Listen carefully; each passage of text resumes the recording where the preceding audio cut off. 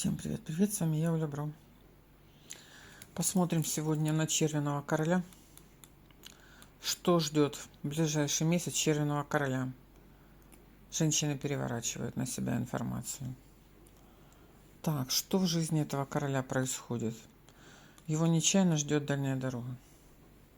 В данный момент, быстрее всего, он или в казенном доме, или тут какая-то встреча в казенном доме, разговоры, переговоры. Были дороги. Были документы, злился, что-то не получалось. Что-то не получилось у него. Что его ждет?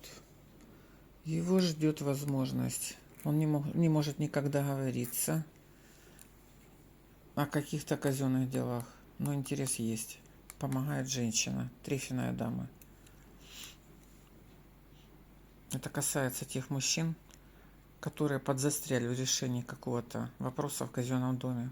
Каждый слышит свое и берет только свое. Женщины слышат свое. Решится вопрос, сумеете договориться при помощи трефяной дамы.